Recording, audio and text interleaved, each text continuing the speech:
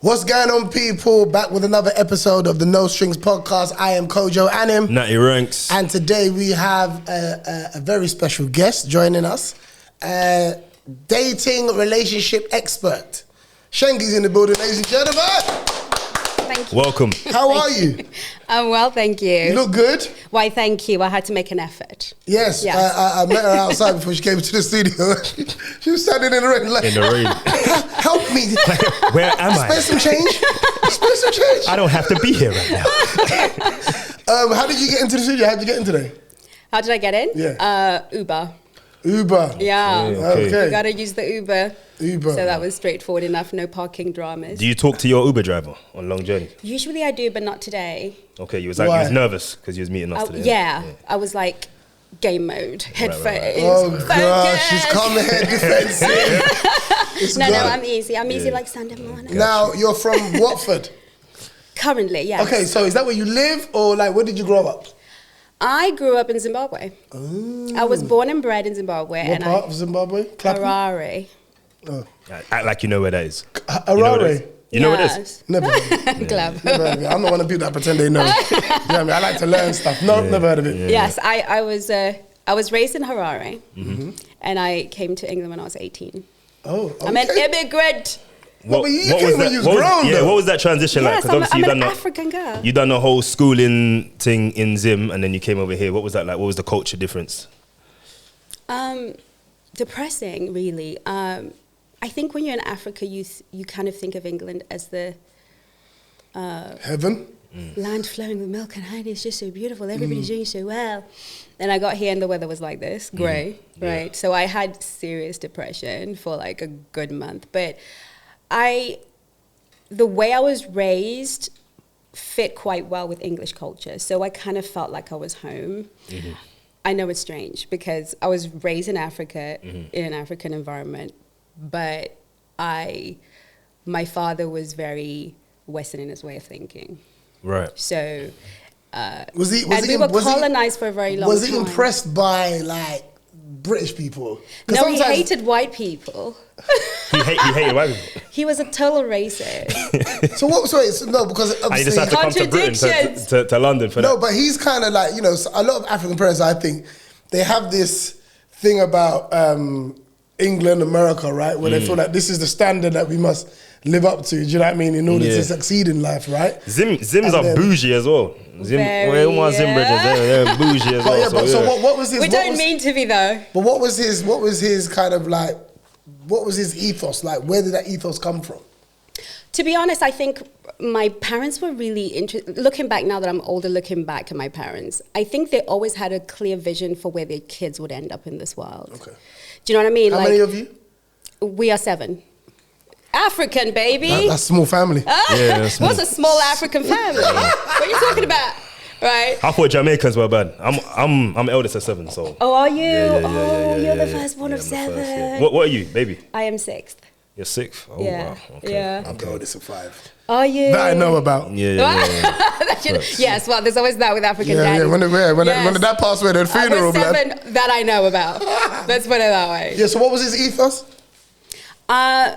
So my dad was a teacher in Zimbabwe. He was a teacher, and then he became an executive after independence. So he became quite a big head honcho. But his teaching roots kind of, I think, made him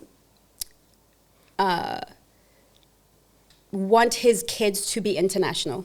He wanted us to fit into any culture. I think he could see that. And he raised us with a very, especially in Africa, he was more like a feminist. I think he had 6 girls. And he was like, I don't want my kids to end up being some Was he a feminist or a player? Both. Because what they say is you're outside Most players are feminists when they have daughters. But you got loads of daughters, bro. Yeah. Loads of daughters. That's how God blesses you or punishes you. He punishes you, blesses you both. I don't know. Yeah, so I think he didn't want to be his daughters to be the victims of the women he was messing with. Does that make sense? Like, so he kind of created a world. So was he like protective when you bring back boyfriends and that? Or? We weren't allowed to have boyfriends. My mom was very, very moral. She was a moral police. Yeah. So we were only allowed to have boyfriends when we were getting married. Ooh. And we were all supposed to be virgins. So it was very, very Damn. strict. Yeah, it's real strict around there. Yeah. So my mom was very strict, but my dad was very liberal. So my dad was okay with us. I didn't party. I was too young. But he was okay with my sisters going out to party. He would drop them off and pick them up and let them wear short skirts. And all of Africa would be like, the hoes, the Kahari hoes, you know. But he was very much like, you know, be yourself, enjoy your life. And if you need anything, you come to your daddy. You don't go to men, you come to me. And all of us maintained our mother's morality because my dad wasn't strict. So we were never rebelling. Okay. Interesting. If that makes sense. So the psychology was quite clever for my parents. So it was kind of like, my mom held a moral standard, but my dad was like, let them live. So my sisters and I, we all kind of married our first boyfriends. We did the thing. Interesting. So how, so wait, so when you was married, like how old was you when you got married? I was 19. Yeah. And how was it being married as a 19-year-old? It wasn't the plan.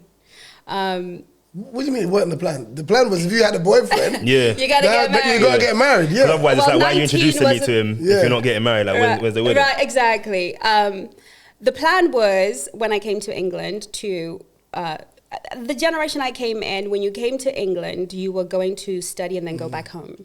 Okay. Because home was still a place to go back to. Yeah. Right? So I came to England to do that. And I found myself in a situation that I didn't understand. You know, with relatives, you come here and they're not as good as you thought they would be. So it was a very difficult situation for me to be in. Was it just you, or was there a couple of you that came? No, it was just me. I Okay. came and I was staying with my aunt. She's a very different woman now. We get on really well. But at the time, she wasn't who she is now.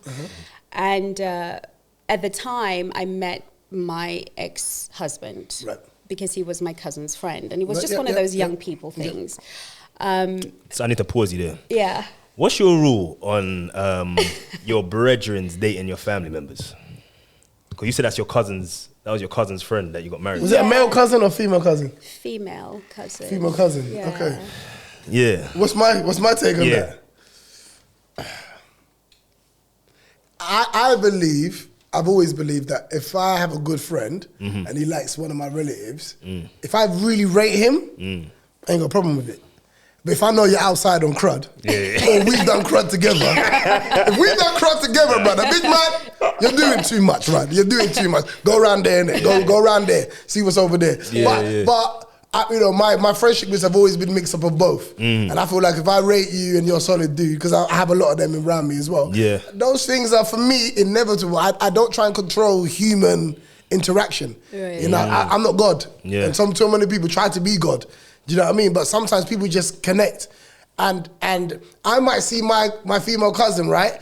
And I think female, she's sweet, She might be outside, she might be on crud too. So the two people that are on crud do their thing. It's just, the only thing with that is obviously if it goes left, then I don't want to be the center of it. Do you know what I mean? Like, I don't want to be the phone call. So if I don't put you together, don't come to me to fix it or none of those things. Do you know what I mean? If you get together by yourselves, so be it.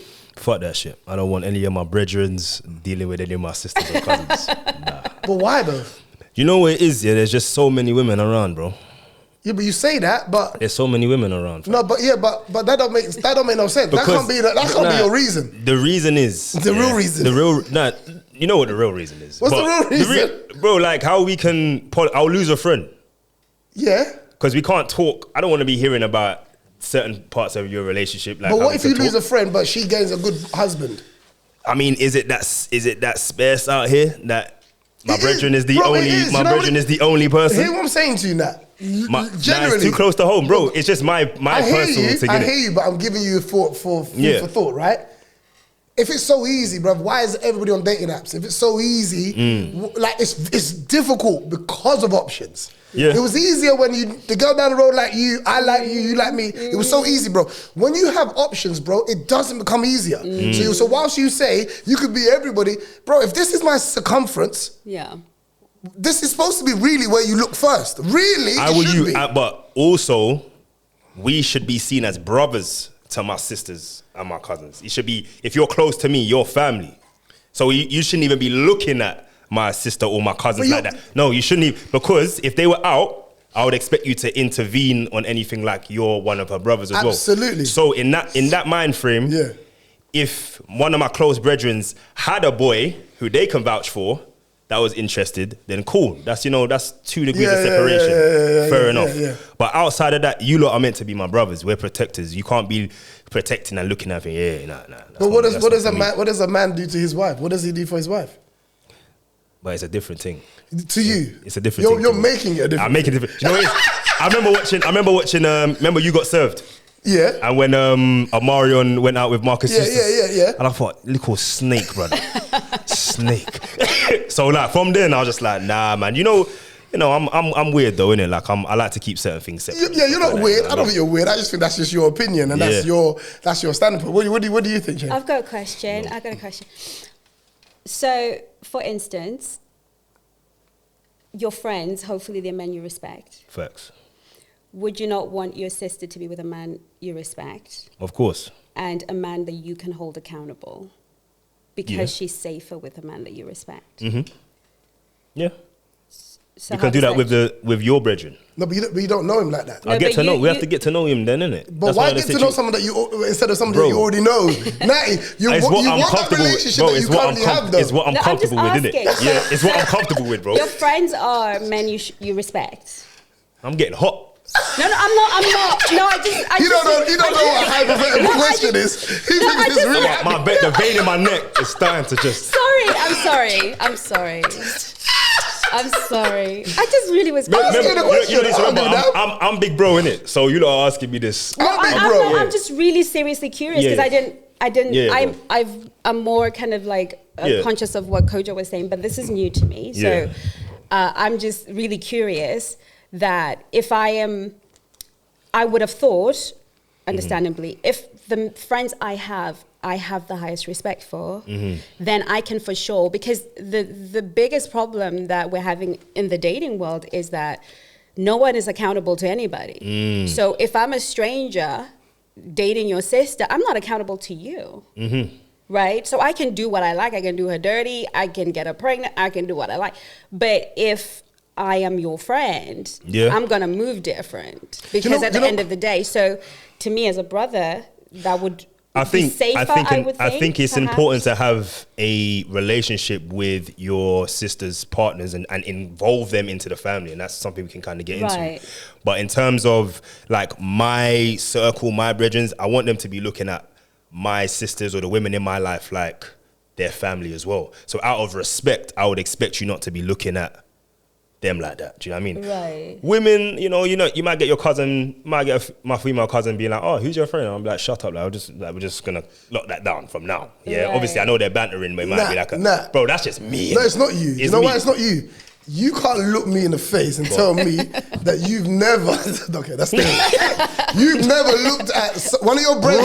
Let me ask the question first. You didn't ask the question. Let me ask the question first. Yeah? This is the question. Yeah. Are you saying to me that because someone's your brethren, sister or cousin, right, that's absolutely not even coming to your mind? Never. But it has to for you to not look. No, it has. Think about this. It has to for you to know you can't do it. You make a conscious decision when someone walks past you, whether or not you're going to look back. That is your decision. That is your moment to decide if you're going to sexualize. But you acknowledge the person's there. I acknowledge that she's there. Yes. But when it becomes like, am I sexualizing her? When she walks by, am I looking back? When she's talking, am my eyes going down? Yash is crazy, my brother. I wouldn't know. I don't. No. Let me tell you something right. Let me tell you something right now. You know our mics are on. I don't know whether my brethren's sisters, mothers, cousins have backs or not. They might have nyash. I have no idea. You are lying to me, brother. I have no. The cameras are on. I have no idea. I don't know. Your eyes go blind. I don't know. You see with me, you see even how I hug my brethren's sisters, girls. That's very different. It's very tap. Yeah. I could even spud you. I might punch you. Right. Like we're just like, we might just do that. Right, do you know what I mean? I leave it alone, bro. There's so everything many. You're saying is correct, but it's avoiding the direct question I asked you. Which is what? That you are oblivious. I make myself oblivious. No, you can't make yourself oblivious. No. You see how women, when they're in a relationship and they go like, I only have eyes for this one person. Yeah, because they're not seeing anyone else like that. That's not the same equivalent. Yeah, It is the same equivalent. Nah, it's not the same equivalent, It's bro. the same equivalent, bro. You're taking away a human instinct. I'm choosing to ignore Yes. any possible indication. So you're saying you're choosing to ignore she got a fat ass. I don't know if she got fat ass. There we go. I'll blur my eyes. Well, maybe it's not fat enough. POP. I'll blur my eyes, Any bro. family ready? Happy I turned into Ray Charles. I'll go. First off, holding their finger. I have another question. Good. Natty. Could it be that you are thinking about the sexualization of your sisters or your cousins rather than the provision, the protection, and the coverage that a man brings? Because if you had a man you respected, I don't know what men respect, but if you had, I'm assuming if you had friends that you respected and you were like, this guy is a competent provider, protector, he's a stand-up guy, he's not out here, he's going to provide great cover for my sister, take away the sexual element, would you still be like, hell no, I'd rather she go out into the streets and find her own situation? Do you know, it's not about going to the streets and finding your own situation. It's like, typically in certain cultures, they will marry off their daughter or do you know what I mean? They'll be like, oh yeah, they'll call up their brethren and be like, is your son single? Yeah, we're going to arrange for them to get married and stuff like that. Right. I don't see that as my job. Right. That's more of a question for my dad. Right. To be asking like his brethren about their sons. Right. My crew, my brethrens, nah. Just nah. I mean, I get it. I do. I get it. It's do you know what I mean? You get angry for real. Brother. but in that same respect, I do understand protecting them and all that kind of stuff, and I do believe that you should have a relationship with your sister's partners and bring them in, just so you, whether you bring them gym with you, just make the effort to kind of have them around and vet them and all that kind of stuff. But essentially, the niggas I came with, off limits. Off limits, yeah. Obviously, it's different for you because you married your friend's cousin? Or your cousin's friend? Cousin's friend, yeah. Cool. Not your friend's cousin. Not your friend's cousin. That's different. Talking to the mic as well, yeah? Sorry, yeah. So, okay, cool. So now we got that bullshit out of the way. Yeah. I was stressed. Okay, cool. So back to you, Chengi. Dating history. What has been your dating history? Obviously, you was married. How long was you married for? 13 years. Oh, that's a good. It's shit. It's sad to say that's a good run. Yeah. It is sad, isn't it? Yeah. But I mean, now we just look at, okay, you had a good run. Do you know what I mean? When marriage shouldn't be a run. You know what I mean? It should be a whole life thing. Yeah, exactly. Yeah. But why did you destroy your marriage? Destroy. I think it's getting payback. I was honestly asking. Who broke it off? The wedding, the marriage. I left. Okay, cool. So, to his question, what was the reason?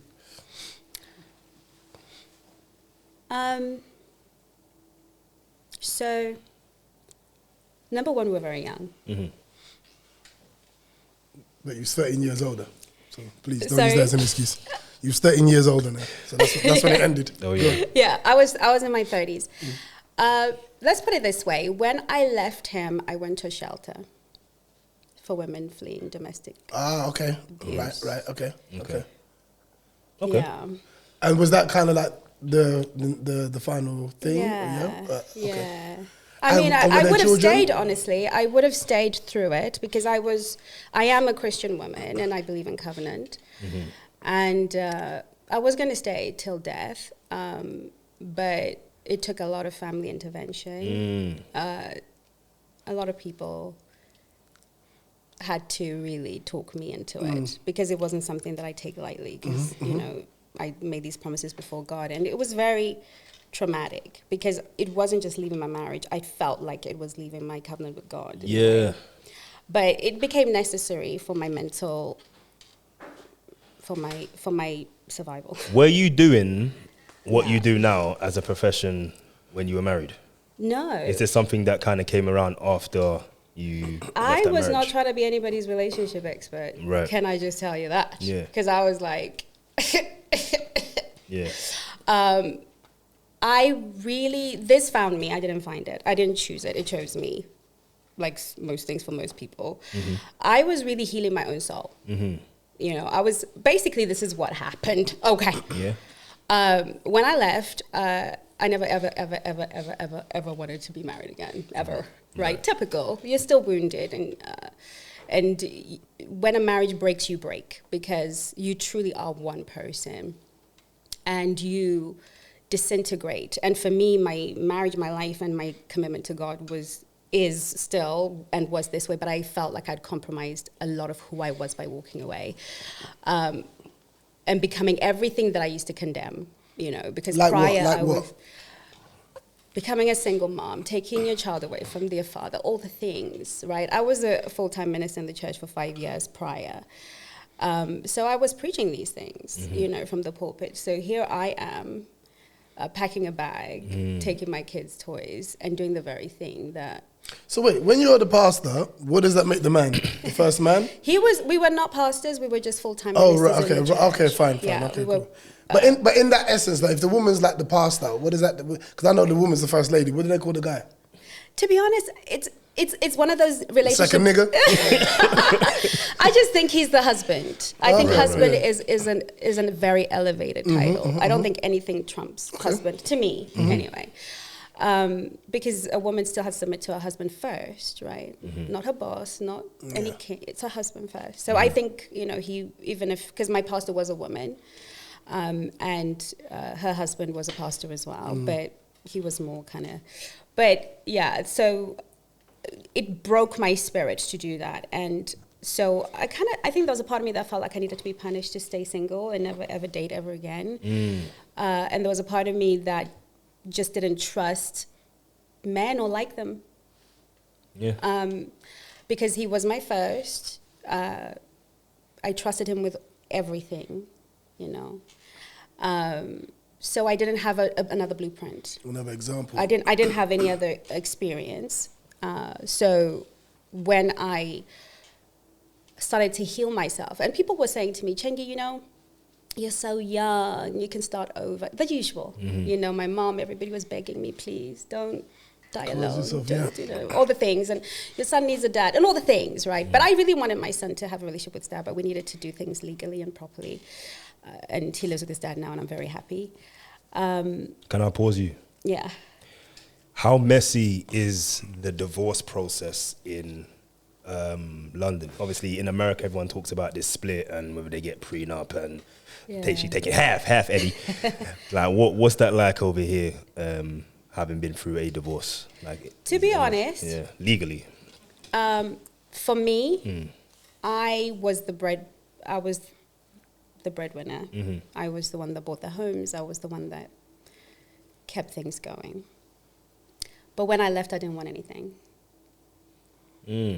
I left with the clothes on my back, and I just wanted my freedom. I just wanted to breathe. I just wanted my son to be free. She was Dr. Dre. So I wasn't, we didn't get into any mess because I wasn't trying to get anything from him. In fact, I was happy for him to have it all. But family, friend. Chengi, you can't, I'm a very simple girl, by the way. Don't let the hair and makeup fool you. I'm very simple. So I'll start over, So for me, it was very straightforward. The hard part was custody for my son. That was the hard part. But glory to God, we went to court, and the judge was able to see that he was better off with me. Okay. But I never, ever, ever wanted to raise a son who did not have a relationship with his dad, no matter what. Right. And I did not want to raise a son who would not respect his father, no matter what. So my son only found out why I left his dad when he was much older, because for me it was always, we show respect, right? Facts. So it wasn't in my desire to keep him away from his dad at all. I wanted to create a situation where he would always have a relationship, and I'm so grateful that that was the case. And he's been a great dad. Crazy circumstances, refreshing narrative though. You know what I'm saying? Thank you. Yeah. So whilst you're going on this healing journey, I guess you are did you do any therapy? Did you go into any counseling? Right. Or was it just more of like social media's here, so we are going to share my experiences, and then it kind of taps into what you do? Do you know, there was no therapy. I couldn't afford it. I was working 3 jobs. right? I was a single mom working the typical job, you know, because I wanted my son to have a decent life, right? So I was working 3 jobs. I didn't have money for therapy. I could barely feed us. And there were no relationship experts online. Remember, I'm an old girl, okay? There weren't like these new things where everybody's online giving advice. There was nobody. So there was nowhere to turn to. There was just me, prayer, God, reading a lot of books. I'm a bit of a nerd as well. I'll read 5 books at the same time, which is why I'm a homebody. But I just started to read. I wanted to understand what had gone wrong. Where, first and foremost, I hated him. It was his fault. It was da-da-da-da-da. But I've always been into personal development, and I knew that there must have been a part I played. There must have been something I did. So because I was dating, because I went out, they told me to date, so I was dating, but I didn't know what I was dating. If you like me and you say you want to take me out, okay. You know, I was getting my heart broken because I just thought every man wanted to get married. Like, I just thought, because that's what I knew. So I was dating these guys thinking they wanted to marry me, right? You're taking me to dinner so we could get married, you know? And so... Damn, girl. So I was to like London. a little sheep, right? A little sheep, you know? And got my heart broken a million times because my heart was always on my sleeve because I didn't know how to be anything other than. So I wasn't prepared for the world that I was going to live in as an adult. I didn't have the protections of my brother, who was my caretaker, my overseer growing up.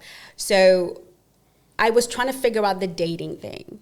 And I noticed, why am I repeating this cycle in dating?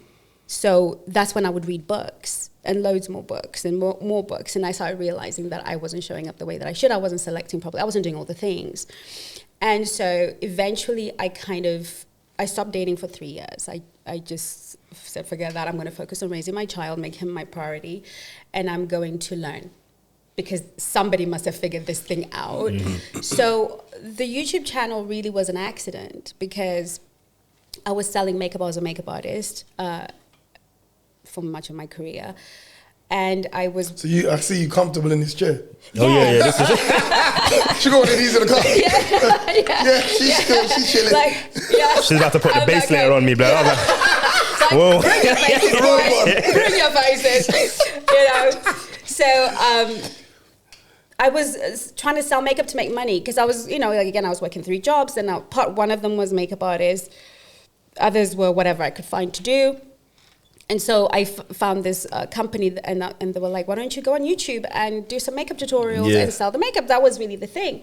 So I go on YouTube, and people are not interested in my makeup stuff. And I'm like, they said, buy my makeup. Yeah. But in the comment section, they're like, but we want to know about you. Like, who are you? What do you do? I'm thinking, I am boring. I say that to everybody. But I was like, I honestly have nothing to report. And they kept asking. So I did a second channel, and I thought, what have I learned? I've been learning about men. I literally study you people all the time. That's why I was asking all those questions, because I'm constantly studying men. So I was like, you know, I've learned so much. Why don't I just do a little channel and talk about boys? And I realized I was always talking about boys. Girls always talk about boys, by the way. Men don't know how much girls like you. No, we do. Yeah, we're obsessed, right? And so I was like, as a makeup artist, I talk to women about their relationships, and let me just do a little channel on the side, and then I'll point them to it so that they don't bother me on this for the makeup. So I did about 10 videos, and they were fun, the girly things. I was like, oh, you know, what happens when he vanishes and all these things, right? And 10 videos down, nobody was watching. It was me and my best friend. 2 subscribers, 6 months in, I was like, forget this. He's like, welcome back, chat. I was like, clearly. you just couldn't buy their name. Welcome back, Danielle and Sandra. Okay. Feedback. I was like, you lot wanted to know about me. I'm sending you to that other channel. You don't want to watch it. So F off, you know. So I just abandoned it. And then about 6 months later, so I'm in this church, and this pastor calls me. He's like a prophet, and he says, oh, God is about to do something with you on the internet. And you will go in to help, you know, loads of women. You're going to da-da-da-da. You know, it was a very big prophecy, but he's going to do it online. I'm thinking, you better be selling that makeup. That's what he better be doing, right? Money after men. So I need to pay these bills, okay? Because I was raised not to use men for money. The way I was set up, you know. Say that again? Not for the people at the back. No, I was raised not to use men for money. I was raised to be a wife. I was trained to be a wife. I was not trained to be anything but a wife. Okay, so we're going to talk about that later at some point. But you work, because it's dignified to work. So that's what I was doing. I wasn't trying to date for money. Even though I dated a lot of very wealthy men, and you know, because of the world that I was in, I wasn't interested in their money. Right. I was always a girl seeking to be loved. That's probably why I'm still single. But love was something that I always wanted above and beyond anything else. But I didn't love myself, so that's another story. But anyway, 6 months later, I receive emails. My inbox is full. And I'm like, who are these people? And they're women from Dubai, Hong Kong, India, all over the world. And they're like, your videos have changed my life. Oh my God, I think it would. What videos? I was talking, because I'm focused on the makeup channel. I've forgotten about this one. And they're like, can you do a video on this? And they're requesting. And I'm thinking, what on earth is going on? So I go to that channel and they're 250 subscribers. And I'm like, okay, cool. What is going on? You know, so it was something that I was doing it for fun. I didn't even know you could make money off YouTube. What year was this where it started kicking 2018. That's 19. Oh, do you know what it is? That was that's around the Samuels time, innit? That's when everyone started talking about relationships. That was COVID. Pandemic. That's pandemic. No, that was pre, because I was 2020 was pandemic. School. Yeah. 2020. It happened in COVID-19. Yeah, it happened then. Yeah. But the pandemic was 2020. Was pushing it. Because we was in LA. Remember, and then we come back. Yeah, and then it was No, it was actually 2020. Oh, it was a bit earlier. So it was way cool. If you're gonna lie, man, just get the lie. So sorry about that. How old are you really, man? Who are you? I know, I'm like an old soul. I've been here for 1,000 years. No, good. So it was very early. There was no one talking about it. I think there was one white woman from America, you know, but there was just no one talking about it. So, but because I wasn't doing it as a career, I wasn't trying to teach anybody how to do relationships. Like, I'm a mess, you know. I'm just trying to heal myself, educate myself. And it seemed like I was inadvertently doing that for other women. Okay, cool. And so then it all kind of snowballed, and I see. I think though, that's what YouTube is. It's not planned. It's planned and overthought. And now it's like full production. And all the other stuff. It's not coming from from the heart. It's not really coming from the heart, right? But the early stage of YouTube, that's what it was. It was about people in their bedrooms. You know, remember when we did the podcast, right? It was just people was in the kitchen. Like, in the kitchen of my house, right? But then the moment we left and went into a studio, it was just like, it just wasn't the same. Granted, it was outside the pandemic, but at the same time, it was like, that when you're in the house, it feels like a fly on the wall. It feels like I'm part of the conversation. You're not talking at me, you're talking to me. Do you see what I'm trying to say? So I think, you know, having that beginning, when it comes from an honest place, you're figuring it out while they're figuring it out, and you're sharing together. Then it's a bit more digestible than to be told, oh, I know everything you lot don't know, and here it is. I mean, if you catch me now, you might think I'm one of those, because that's kind of what's going on. It's now become a thing, but if you kind of go to my early videos, I was just a girl. So I've got some questions for you, because you talk really fast, so I need to slow you down. All right, so within everything that happened, it was your cousin's friend that you were married to, right? Yes. Did you still maintain a relationship? Is it a male cousin or female? Female cousin? Okay. Do you hold them accountable for that person? No. I think we were girls. You know, I think my stories, you've got to consider that we're girls. And if you're a girl from Africa, you're a girl. Okay, because the Zimbabwe I was raised in, I know things have changed. You were a good girl. You were trained to clean, to cook, to be a wife, to read your books and go to school, and no boys here. Okay. Yeah. So you were still very much a girl. So you know, my cousin was a girl. Wasn't qualified to vet him like that. I should introduce you to my friend. Right. It was That's normal. That's normal. Yeah. Because it's a girl. The reason why I'm asking that is because obviously you had asked me if I'd let my friends date my but you know what it is? because I'll be able to vet them. So I was wondering, obviously, did they vet? It's a girl. I think so because they're girl, a bit different. But also, I think African, you know, and you made a point earlier now about, you know, culture and traditions are a little bit different, right?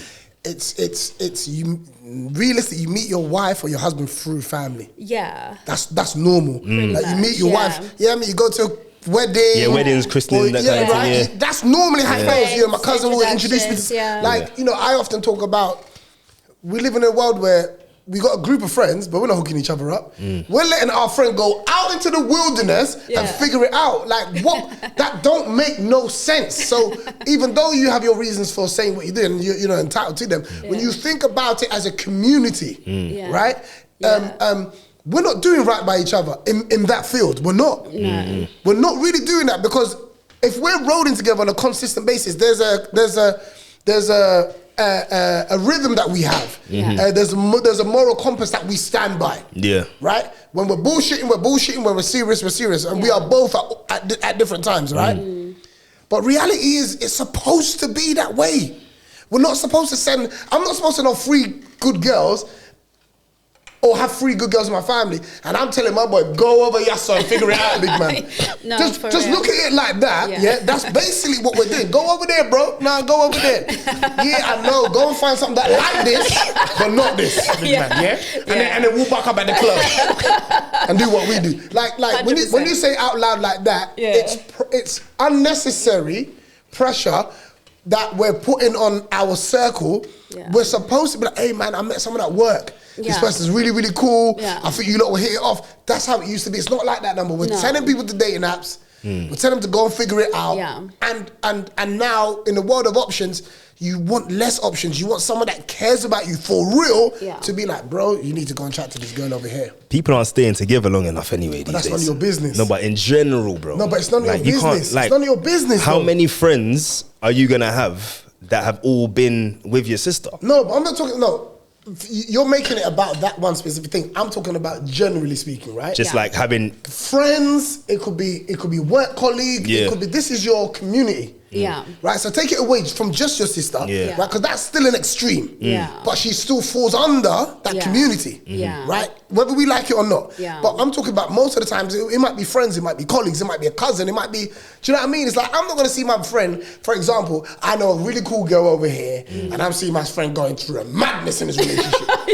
I'm seeing, I said, brother, lose that foolishness. Come over here. That's how it's supposed to be. But realistically, we're having energy. No, I don't want to be caught up if it don't work. It's like, what's me? What's my feeling got to do with something that may or may not help somebody? Because at the end of the day, all I've done is put good intention in the room.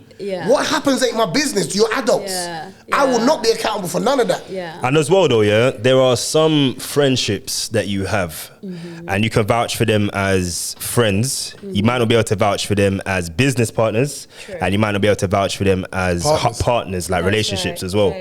So it's like, because you ain't been in a relationship with them like that, you can tell a man, make sure you look after, you know, but you don't know if he's whatless or if he's going to do the right thing. Or she's crazy. Do you know what I'm saying? Yeah. Both ways. So it's just like, you've got, what you're saying is nice and it's noble, but you're really putting your friendship, which might actually be true, tested, trialed, on test for a scenario that you don't even know if they qualify for that. Do you get what I mean? As well. It's true. But again, it falls back to what Chengi said for me, which is, it's about probability versus possibility, right? What's probable is somebody that I know and have an ilk of, than someone I know nothing about, my bro. Because technically I'm saying, I will allow someone that I don't know nothing about to disrespect her because I don't know them. That's basically what we're saying. I don't know you, so I'm gonna allow you to do whatever you want because it's not gonna bond my friendship or anything like that. And it's like, that don't make sense. When we say it out loud, it can't. There's more possibility of it going wrong because I don't know you. But if I do know you, you owe me something, bro. And I always say to women that if you really, really taking a man seriously, the first thing you should do is introduce him to a family member.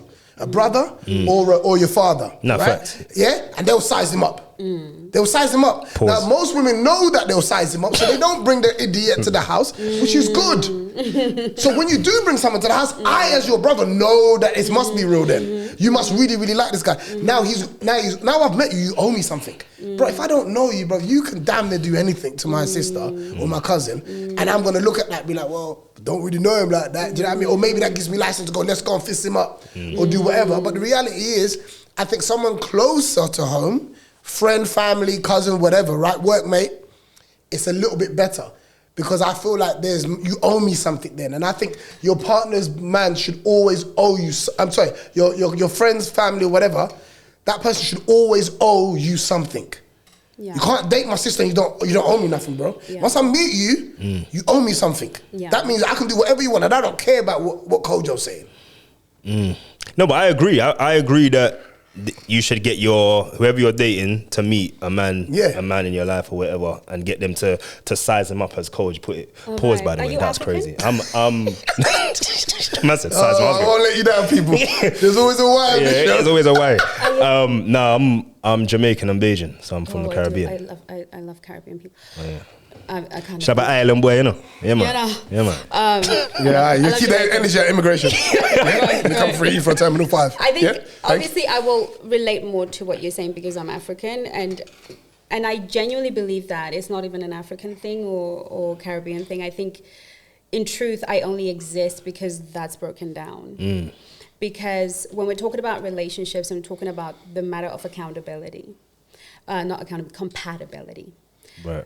If we take sexuality and feelings, love and sexuality out of a relationship is not love and love is not a relationship. They're two different concepts.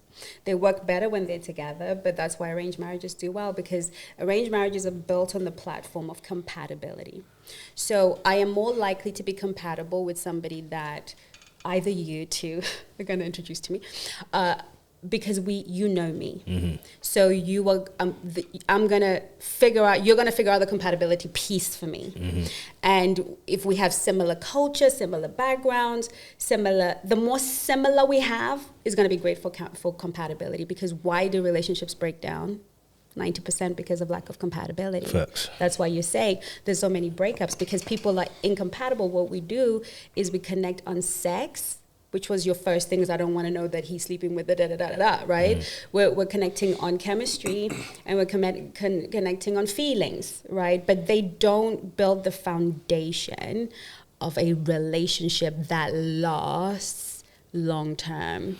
So when people like me now exist in our drones now, which is a good thing, except some of us don't make sense.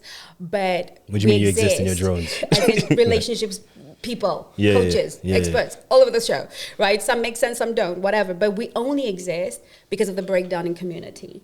Because God never intended for us to go find, even in my culture, information outside of the community. To go and find outside of your tribe, out of your community, because we are already meeting where foundations are not similar. And that's why arranged marriages, like I say, work, because they've got so many compatibility factors that are built in, and love and affection are a choice we make, right? I choose to love you, and my feelings will follow. Let me ask you a question. Right. I'm a firm believer also that I think chemistry is a choice as well. Yeah? I think chemistry is a choice as well. Yeah. Because chemistry requires both people to be interested. Yeah. Right? Yeah. At the same time, or no? At the same time for chemistry. Yeah. Like the reality is, someone could do the same exact thing for me, and I don't want it from you. Yeah. I don't want it from you. You ain't doing nothing wrong. Don't you ever come round here. ever. Okay? Don't call me, I'll call you. But I'm just saying, like, and I've been in situations where a woman's just done everything that I desire, but I don't want it from you. Because when you do it, it feels like I got to owe you something back. And I don't want to give you that thing back. For whatever reason, it's not you, and I know it's not you. Yeah. And I'm talking about down the line, right? So, I say to my girl all the time, it's like, I can, it's reciprocal with you.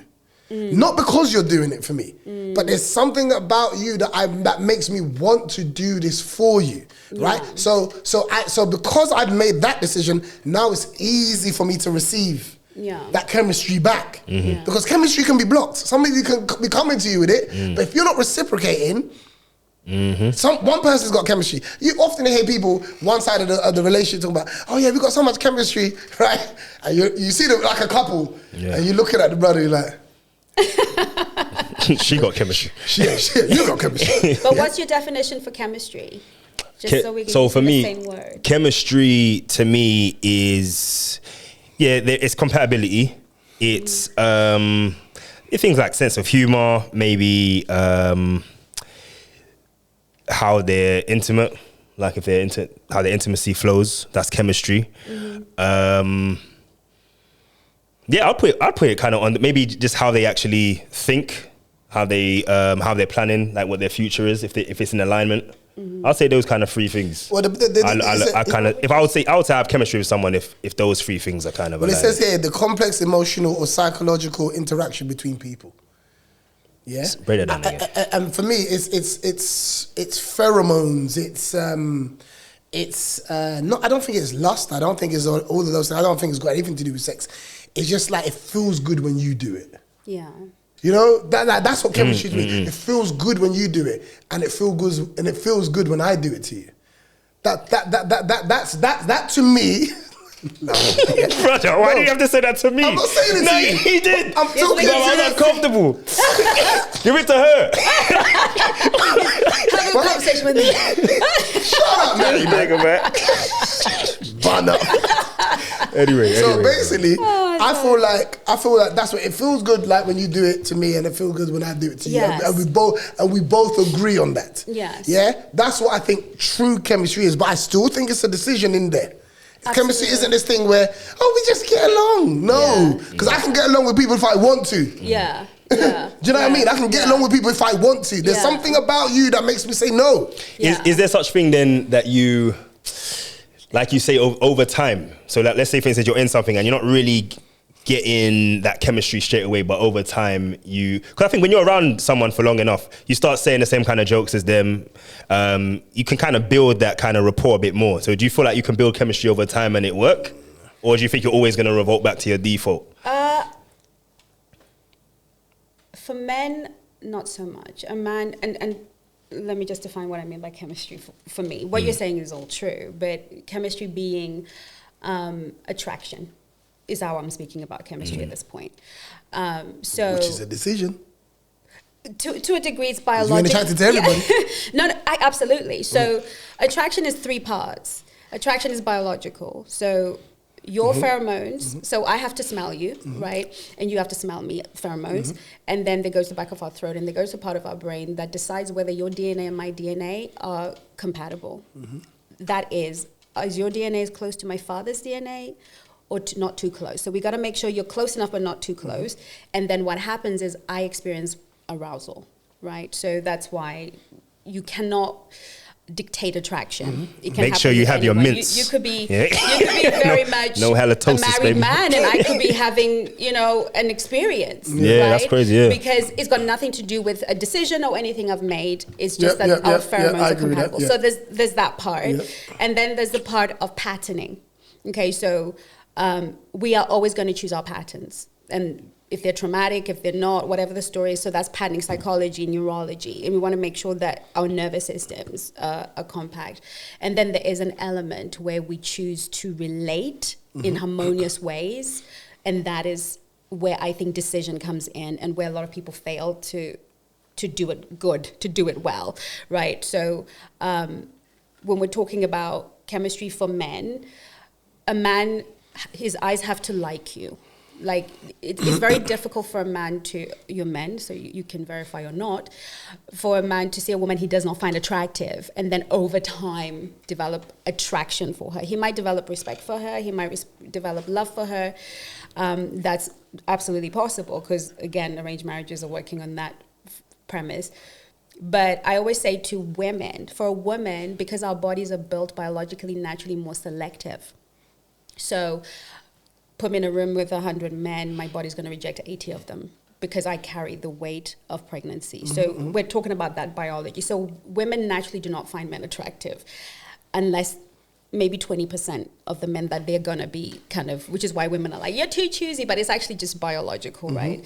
But so break that down. So interestingly, it's with a woman, you're that choosy because you're thinking, I don't want to procreate with you. it's biology. So we're not. So biology drives psychology, right? So a woman is not consciously thinking that. We just don't know why we don't like you. That's interesting. Right. And what's happening on a natural selection level, on a subconscious level, without our awareness, is just biology running its protocols. The woman is looking for the strongest, fittest man to pass on his genes, right? So many things are happening on a biological level. So she's gonna choose with compatible. There's a lot going on scientific, biologically with a woman's body. But the most important thing for a woman is to feel a degree of safety. So a man can change a woman's mind about how she feels about him sexually and attractive wise, but it's very hard to change a man's mind if he doesn't find you sexually attractive. So you're gonna have to change the way you look or lose some weight or do something. But a woman can meet a man and he might not be her type. She might not think he's anything. So I always say to the girls, 3 dates. Because it takes about 3 dates, 7 hours of exposure to a man until he becomes familiar to your body. Because we're building biology here. We want the physical body of the woman to feel safe. So you need about 7 hours exposure to a man before he feels safe. At that point, a lot of women will report that their sexual attraction for the man, the attraction for him as a person can rise. So I always say to women, don't be making a decision about a man off a first date. You have to give a woman time. So to answer your question, for a woman, attraction can grow. For a man, less so. His respect for you can grow, but I would agree with that. I would agree with that to a degree. I think we actually we'll know straight off the bat if there's that kind of attraction, that chemistry. And I don't think over time I've ever thought someone that isn't attractive, now they're attractive if they haven't changed anything. But then what would you say when it happens in reverse, where you start off being attracted to someone? What do you think happens then when now you're not attracted to them? You lose attraction. Yeah. Well, men lose attraction to women that disrespect them. I know it's agree simple, with that. and I think a lot of women don't know that they disrespect men quite naturally, especially in the world we live in. I think I didn't realize I disrespected men until I started to study, and I was like, ooh, okay, you can't say that. So men lose attraction to women who do not honor them, admire them, or respect them. So that would be, she look at you funny, she talk to you funny, anything that makes a man feel disrespected, he will lose attraction. He might not even be aware, because a lot of us are dating without awareness, right? Oh, we're aware. Might not be, with men you're very sensitive to respect. Because when you guys get disrespected, it's game over, right? But a lot of guys might just say, I just don't want to, I'm bored. They might just bring it down to, I'm bored. But they don't realize that they've been disrespected on multiple levels, psychologically, emotionally, spiritually, right? Because respect is the paramount thing for any masculine man. But for a woman, when she loses emotional safety, she will, first and foremost, her body has to eventually choose you. If her body doesn't choose you, you're not chosen. What is be specific with dry emotional wall. Safety. Okay. That means I should get the dry wall. No, because you know what it is? It's this, I think when you're in a relationship, the word feelings come up often from women, right? Yeah. And because men are raised and built to do things in spite of how you feel, it's hard for us to register that as a serious conversation in the grand scheme of things, right? And I think part of being in a relationship is to give space for that to be expressed, but not let it get too far where a decision's being based on an emotional state. Because what happens when you don't feel like that anymore? Do you see what I'm trying to say? And that's my thing as a man, is I have to give you the space to express yourself, because that's what being in a relationship is about, I believe, right? But we can't now get into a place where I'm doing what Adam did and allowing Eve to make me bite the apple too. 100%. Do you understand what I'm trying to say? Because I understand what God told me to do. Yeah. Yeah. That now, because of feelings, I'm eating the apple as well. You hear what I'm saying? I agree. And that's where all this started from. I agree. That's the best example I can give about feelings. 100%. So emotional safety, let's start with what you started with, is a man that can absolutely hold frame. So leadership.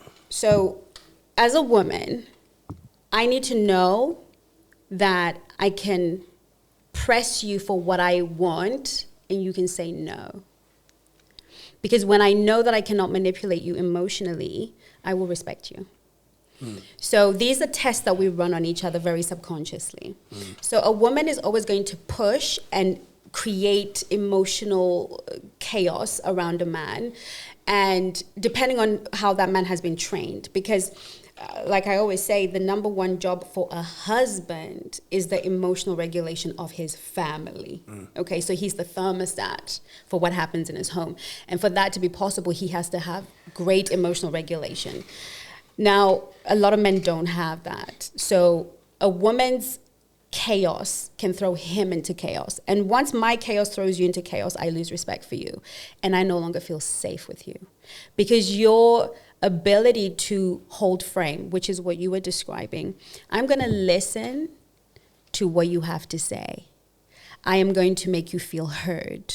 I'm going to make you feel understood. And then I'm going to make a decision that's good for the team.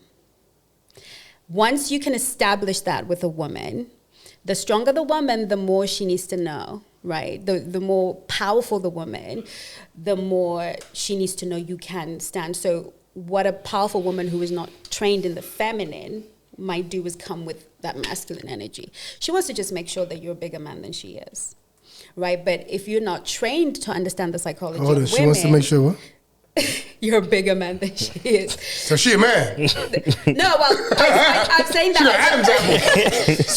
She's a woman. I hear exactly. Because a woman becoming more powerful and strong means she had less and less protection, right? So when a woman manifests as very powerful and very strong and very capable, it means she was not covered.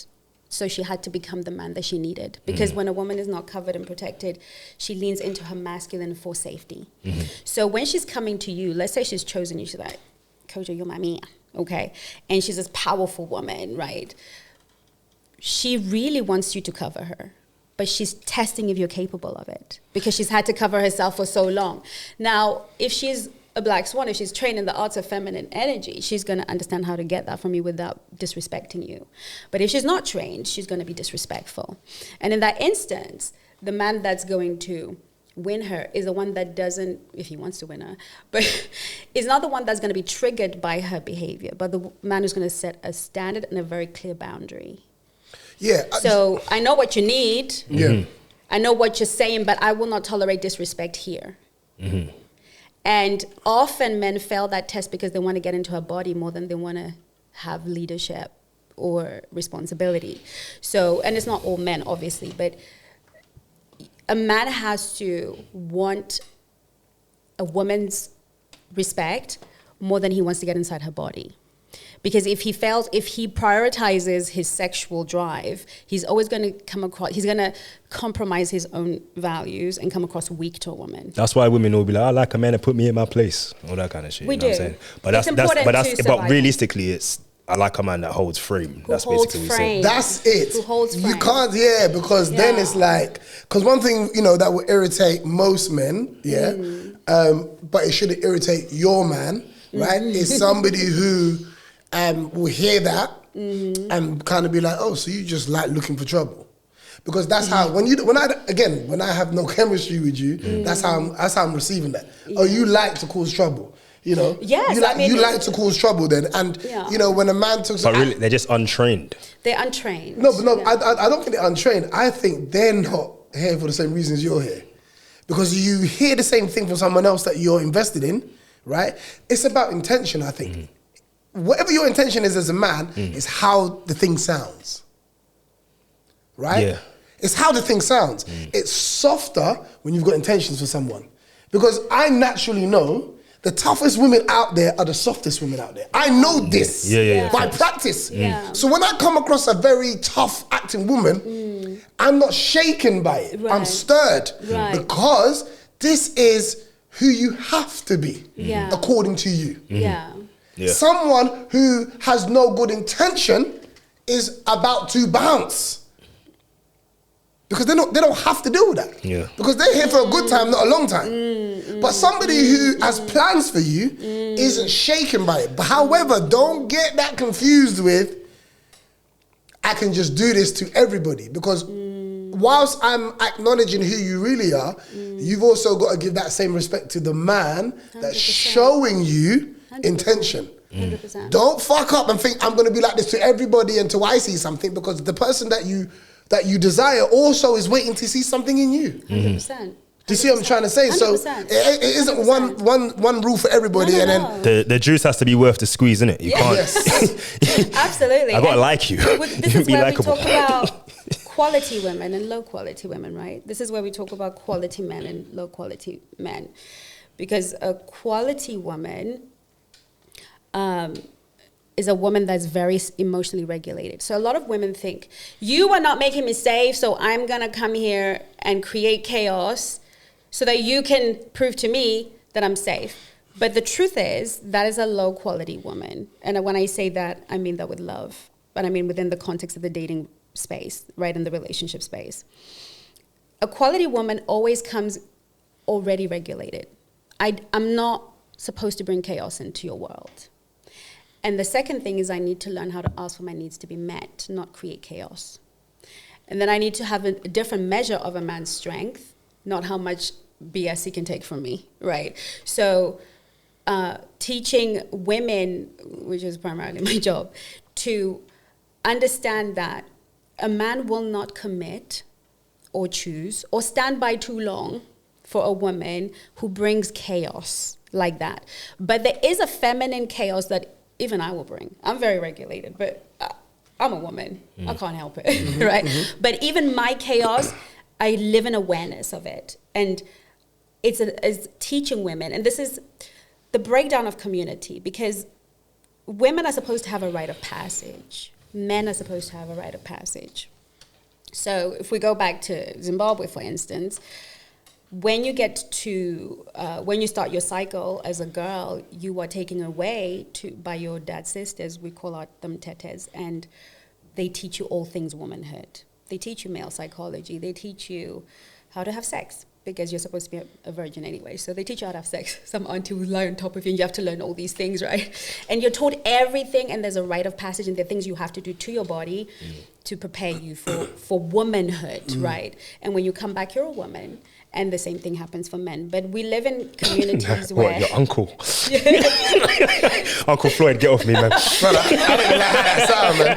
That sounds wild. Just text me. No, man, I taught all these things. Like, I don't know what they do at the men's camp. Your uncle like this, bro. He's like whispering in your ear.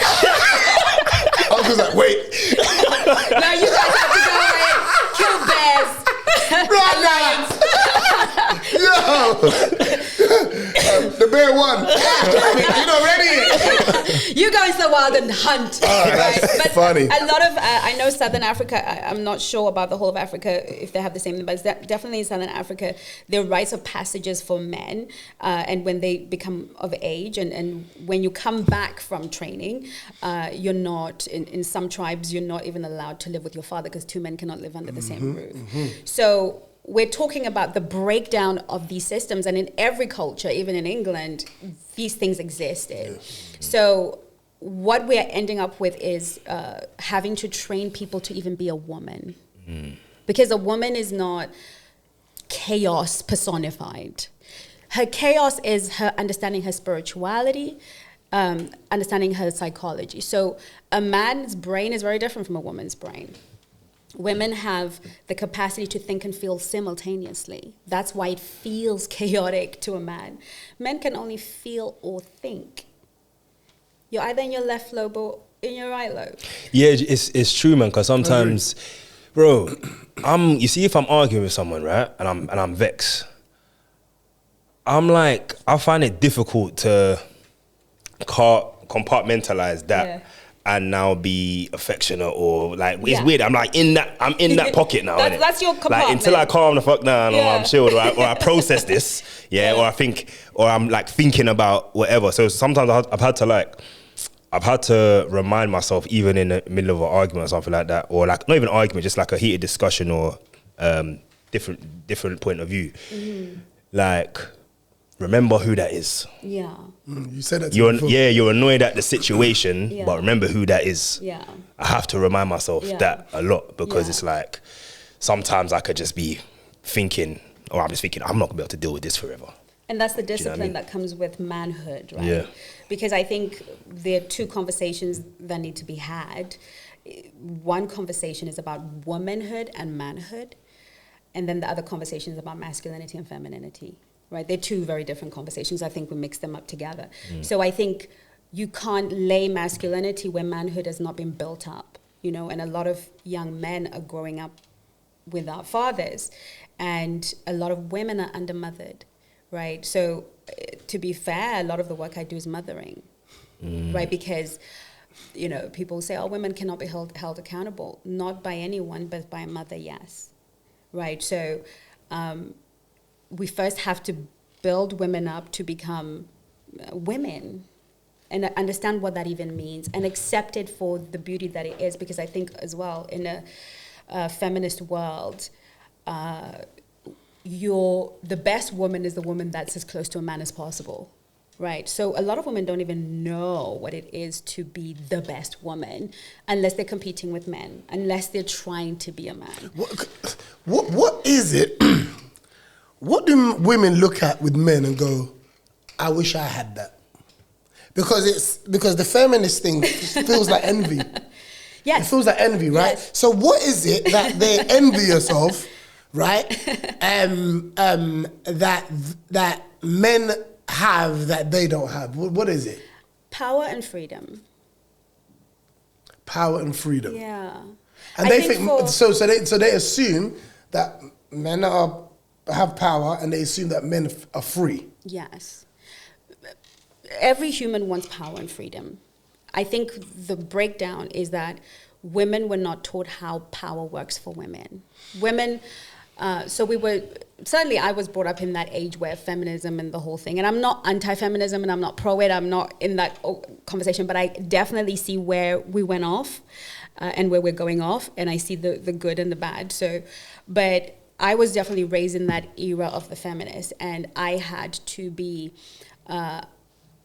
desire to be a lawyer and a doctor and all these things, but all I wanted was to be a mama for, right? That was it. And that was seen as, shut up, you're not serious, you're not a real woman, right?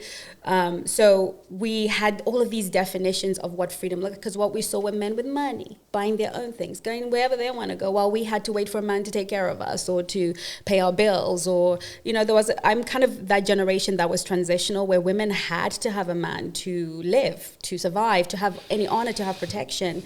And so we wanted to be able to work, to have our own money and our own freedoms, and not have to sit in these situations that were difficult. So that's what women are actually pursuing, is they're really pursuing power and freedom.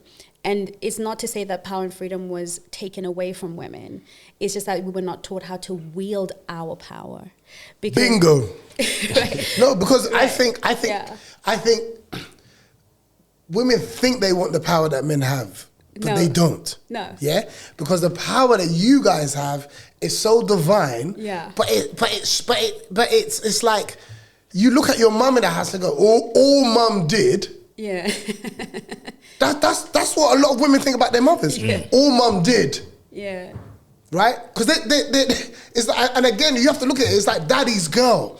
Daddy's girl is because the daughter is idolizing the father.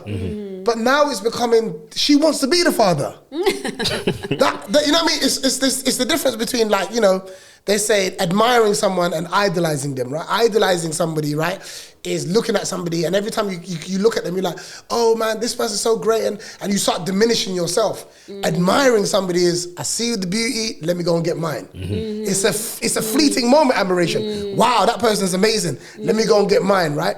But idolizing somebody is gazing, right? Now you're like, oh my gosh. And as you continue to look at Beyonce, you're like, oh my gosh, she can sing, she can dance, she looks good, she got her own fashion line, she acts. You're killing what your potential could possibly be because you're idolizing them, right? And I think that that's an issue where women now are, idolizing their fathers, right? Because I was saying to somebody the other day, it's amazing that women want a man like their father, right? But they don't want to be anything like their mother. And they took their mother to get the kind of person that their father is. But it's like, they watch a movie, they watch the man and go, oh, why can't I find a man like that? But you're not paying attention to the man in the movie and the woman that he's choosing. Why is there a blind side to the woman that man in the movie is choosing instead of just focusing on the man that I want? Because there's the attention and intention. They'll see the girl that will get the attention. And they might think, all right, well, I'm gonna move like this because that's gonna get his attention anyway. But then they ignore the intention, the person who the man actually gives his intention to. So that's a question to you. Okay. What do most women genuinely put as priority, attention or intention? Honestly, what's your thoughts? The untrained woman, we'll call it that because I don't want to keep calling them names, wants attention. That's the difference between a wife and a woman, because the Bible makes a differentiation. He who finds a wife finds a good thing. He doesn't say he who finds a woman. There are a lot of women, not enough wives, okay? So a wife is a trained person who understands that intention allows her to have legacy, protection, provision, and all the things.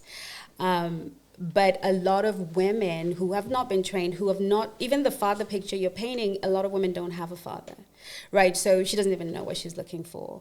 And this is where I think the conversation with relationships lacks so much compassion, because we're asking people to paint what they've never seen. It's like draw a picture of Venus, you've never seen it, and our brains cannot create what they have not seen. But then we also have the story of the one you give, where I wanted to marry my dad, and I did, but here's what's really interesting. My dad was the most doting father in the world, the worst husband in the world. And so a lot of girls have seen their mothers,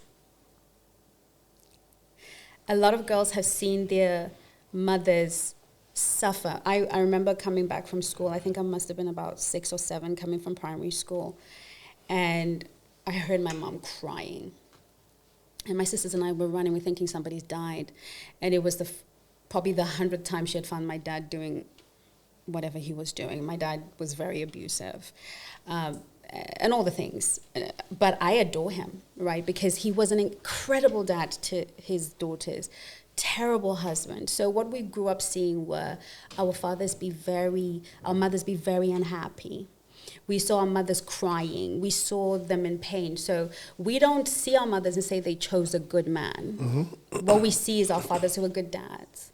And because of the way psychology works when it comes to relationships is a lot of men who are terrible to their wives will be great to their daughters as a way, because a daughter's love is unconditional. You don't have to work. A child's love is unconditional. Yeah. So if the men are not getting on with the wife, they chose her because whatever the story is, or there was a breakdown in the relationship, they give all the love to the daughters. Then what happens is the dad thinks, if I love my daughters and teach my daughters the way of men and all the things, she's going to avoid a man like me. She's not going to end up in a relationship like I am. But because of psychology, we are always going to copy the relationship we saw between our parents. So what we're doing is really, you end up choosing the man, not the father. So what we don't have is a good picture of mom and dad, which is 99.9% of my work. The women and the men that come to me do not have healthy pictures of their mothers and fathers. They might have a good relationship with them, but we're always going to create the blueprint of mom and dad. So this is why women want the man that was, a woman desires to be loved the way her father loved her, which is why I've always sought this kind of love, right? In terms of like that giving the daughter attention. The attention, the love, I see you. My dad had time for me. My dad cared about me. My dad was there. My dad was my guy, and I could never do any wrong. So you look for that kind of love from a man, but you have to understand that the dynamic is different. You have to be worthy of that love. And when I say worthy, I don't mean go and perform for that kind of love, but men are very loving beings. I think a lot of women don't realize how loving men are. But they need to feel safe too. And men are not going to open their hearts to a woman who brings chaos and potential ruin. So, I think because women don't understand a man's world, and it takes a while to teach a woman about a man's world and the things that he's always risking, right? We risk stuff, usually our feelings and our emotions, but men always risk more stuff than we are aware that they're risking. So when a woman becomes a feminine woman who knows how to honor, love, and respect a man in such a way that he feels strong, powerful, safe with her, he will love her the way father loved her. He will, because it unlocks a man's heart in such a way that he will cherish her deeply. So, but if you've never been taught how to do that, and I didn't know how to do that, how to unlock a man's heart so that he would cherish me the way my father cherished me, I just thought I was entitled to it. Is this based? So I've been listening, and I connect with so much stuff that you're saying. Is this like practical or like theory that you base a lot of these on? So I'm kind of thinking, is the majority of this from something that you've kind of read, or is it more of like maybe applied knowledge in the clients that you get and their situations and even just to add to your question, I also think reading books is theory if it's not a biography. Right? I think there's a lot of clever people in the world that know how to put words together, 100%. right? And just throw logic at stuff, people. yeah? And I think a lot of books are logic, right? Yeah. I don't read motivational books. I'm a people. I like to study people because I think that's the closest thing you're going to get to the truth. Absolutely. So I follow people that I admire, and I've started reading books of people who I don't know nothing about, right? Yeah. I know what they do, but I don't know how they got there. And I think there's more to gain from that because this is somebody that know how alcohol tastes, not somebody that knows how to make it. Yeah. They know what alcohol does. They know the impact of it because they've experienced it. Yeah. Not somebody who can tell you in theory, this is what happens and this chromosome and this, like all of that shit. So in adding to his question, what's real and tangible for people to get knowledge from and wisdom? I like that. Okay. To answer your question, and then we'll probably answer both. I'm boots on the ground, right? I'm not a scholar. I'm not an academic. What I am knee deep in people's pain. I've got people who've been in 25-year-old pastors who come to me. I've been doing this for a very long time, over a decade, and I'm very deep in the guts of the problem. So when you're deep in the guts of a problem, you can't call on a book. If somebody's sitting there telling you that they've been married for 25 years and hold on, and they're a pastor, and if the marriage breaks, I've got male clients, that's the end of their ministry, that's the end of their whole life. There's no book, and I'm gonna honestly give 100% of the glory to God, because there is a wisdom I operate in that is divine. I won't lie to you, and you can ask my clients. So the books give language to what I already know, just because it's a gift. And I've been doing this since I was 9 years old. I just didn't realize I was doing it.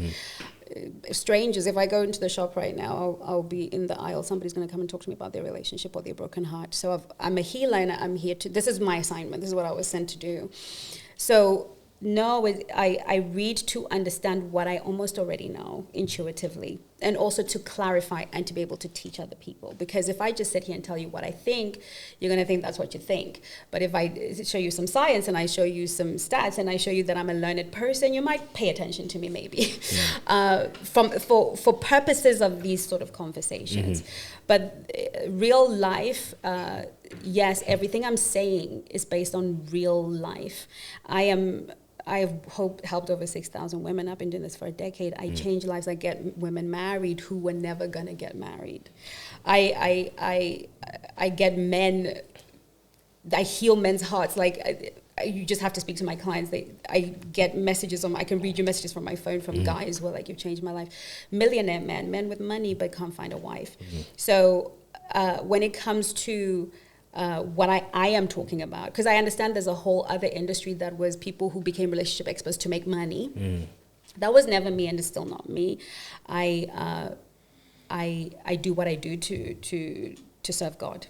Ultimately, if everything shut down, I would still do what I do because it is my assignment, and because I went through so much pain so that other people don't have to. So it's not about a book, you know, Jesus, they asked Jesus, listen, are you the one? And he said, look at the works, you know, just look at the works. You just need to go through my test, talk to my clients, talk to the people. So, yeah, I guess I was asking you that because when I'm resonating with this, I'm thinking, is this like, it's just science? Do you get what I mean? Like guys are like this, girls are like this, and when you do this, this happens? Or is it like, I was just thinking, are you basing it off of, okay, these are the outcomes based on all the stories, the patterns? Yeah, these are the patterns I've picked up definitely in my work, and it's really funny because when you're being trained by God, it's one client comes to you and you have to fix their problem, and to fix that one problem, you have to read and pray, but I will be honest with you that I always start from the Bible. Okay. And this is what I was going to actually wait to jump in on, because the Bible is the best biography of stories. Yeah. This isn't fictional stuff. No. This isn't, common sense. It's stories of real people. Yeah. And this is what I'm trying to say. This is why it will always be the best book. Yeah. Right? But then now, in today's world, we don't have a new Bible, but we've got new stories. And that's why, I don't desire knowledge. I desire wisdom. Because wisdom is knowing when. Yes. Knowledge is having the information, but if you don't have wisdom, you might give the right knowledge at the wrong time. Absolutely. And I think wisdom saves you. It's wisdom. It's knowing when. Timing is everything. Knowing when this conversation is needed. Yeah. This is how I feel right now, so I'm just going to say, you're hearing it when I feel it. Wisdom, you can't be married in wisdom. Yeah. And I'm sitting here telling you, right, you know, this is our first time meeting in person. Yeah. He will tell you, you can't get stuff over on me. No. I am a fine-tooth comb. Yeah. I am a sniper. Yeah. You can't, like, I'll be in church and I'll be like, no, I'm not coming back here. Yeah. You know, I was talking to my girl the other day about churches and why they're full of women, because you can't pull the wool over men's eyes. No, when we hear foolishness, we ain't coming back. 100%. We don't live off of hope. No. What qualifies you, in my opinion, you got two very alpha, very opinionated people sitting next to you. Yes. You can't come in here and give us words. But I tell you the thing that qualifies you for me after listening to you and hearing the conversation. You were given the highest honor a woman can ever get, to me. Thank you. Which is being a wife. That's the highest honor any woman, even if a man goes, yo, this is my wife. I'm telling you, you can't tell me this is my fiance. You can't tell me this is my girl. I'm being honest with you as Kojo. That don't mean nothing to me until you put the highest honor on this woman. Absolutely. And then when you say, oh, this is my wife, there's a natural respect. You talk about I can't see nothing. When I hear wife, bro, there's a natural thing that comes over me as a man that is just instinctively respectful. Yes. It's like I walk into a beautiful home and no one has to tell you to take off your shoes. Yes. The house presents the rules to you without any verbal communication. It's a natural respect. The same as, you know, when you walk into a nasty yard, you keep your coat on. You're like, hold on, I I ain't staying long. ain't staying long. You know what I mean? What? Make myself comfortable where? Yeah. There's a presence of a wife, right? That garners that. And I'm telling you, Agreed. I respect a woman that was married over a woman that's never been. Yeah. All day long, because it's real testimony. Yeah. It's testimony. So when you're sharing and you're talking to two men who have very strong opinions on masculine and men and simps and people who are just get along gang and all the other stuff, right? Yeah. To sit here amongst us and to have us really quiet. Yeah, man. I'm on it. Woo, I was like listening. I was like, okay. Because I'm listening to you and I'm taking things that I'm saying, okay, this is where I can be improved. This is something I haven't thought about. And I'm thorough. And I'm giving you your flowers because Thank you. because you have had the highest honor. And there's a lot of women out here that don't have none of this and probably will never, because they're standing in their own way and they think they know rather than having tangible evidence. Yes. Okay, Yes. I got something for you though. I agree. Thank you. No worries. Yeah, I got something for you though. Okay, so what would you say is keeping you from getting married again? And it's a two-part. So what is keeping you from getting married, and what in your experience is keeping most people from getting married in the first place? So what's stopping you from getting married again, and then what is that kind of thing that's stopping a lot of people from getting married in the Answer the first second one year? first, in terms of what you think is getting Stopping people people from getting married, and then we'll come to you, because I wanna delve into that a bit more. Okay. Ignorance, I would say. I say this because I talk to so many people. The amount of women who, when I correct them and say, okay, you can't talk to him like that. What I don't get is, hell no, I'm going to tell him what I want to tell. I don't get that. I get it online, you know. But in a one-to-one, they're like, oh, I didn't know.